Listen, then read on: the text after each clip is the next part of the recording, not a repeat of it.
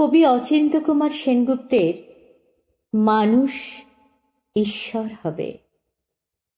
ঈশ্বর মানুষ হয়েছেন, এবার মানুষ ঈশ্বর হবে।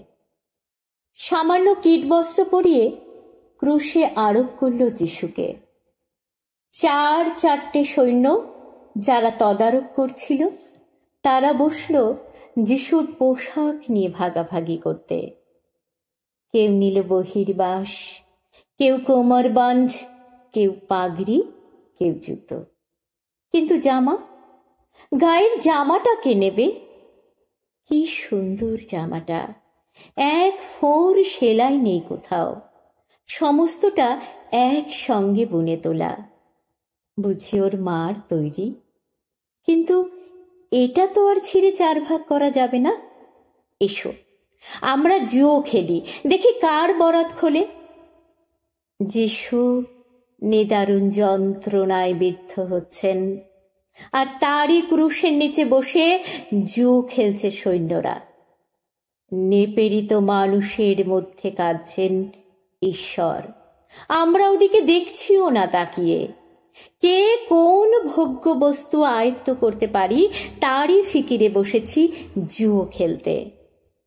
দুটো চোরের মাঝখানে রাখা হয়েছে যিশুকে। চরম মুহূর্তেও পাপীকে ত্যাগ করেন না যিশু। চরম মুহূর্তেও তিনি পাপীর প্রতিবেশী, একেবারে বাস্তব কাজটিতে। পাদ্রী, পুরোহিত থেকে পথচারী সবাই গাল দিচ্ছে। কতই তো বলে বেড়াতে, তুমি ভগবানের পুত্র। ওই দেখি নেমে এসো ক্রুশ থেকে, পুত্রত্ব দেখাও। আবার বলা বলি করছে, যদি পুত্র হতো ভগবান নিশ্চয়ই ওকে ভালোবাসতেন, আসতেন সাহায্য করতে। যখন কেউ আসছে না, বোঝা যাচ্ছে ওর বাহাদুরি। যিশু যদি আসতেন নেমে, কি প্রমাণ হতো? প্রমাণ হতো ঈশ্বর প্রেম ক্রুশ পর্যন্তই যেতে পারে, ক্রুশ অতিক্রম করে যেতে পারে না মৃত্যু পর্যন্ত। যেন যতক্ষণ ক্রুশকে বহন করে আনছে ততক্ষণই প্রেম।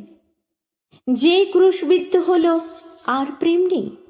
যেন প্রেমের কোথাও টানা যায় সীমারেখা, বলা যায় এতটুকু, এত দূর, এই অবধি। শুধু বাঁচলেই প্রেম, মারলে প্রেম নয়। এমন কি যন্ত্রণা আছে যা প্রেম বইতে পারে না? কি লাঞ্ছনা আছে যা পারে না ক্ষমা করতে? যিশু হঠাৎ আর্তনাদ করে উঠলেন, হে ঈশ্বর, আমাকে তুমি কেন ত্যাগ করলে?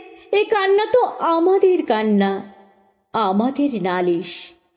যিশু যদি যন্ত্রণার মধ্যে প্রসন্ন হাসি মুখে বিদায় নিতেন নীরবে, আমাদের মনে হতো তিনি বুঝি আমাদের নন।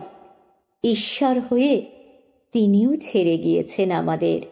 তিনি আর্তনাদ না করলে আমাদের কান্নায় তার কাঁদা হতো না, আমাদের রক্তে ঝরতো না তার বুকের রক্ত। মানুষ ঈশ্বরকে হত্যা করল, মানুষকে বাঁচিয়ে দিলেন ঈশ্বর। মানুষ ঈশ্বরকে দিল নশ্বরতা, ঈশ্বর মানুষকে দিলেন অমরত্ব। ঈশ্বর মানুষ হলেন মানুষ এবার।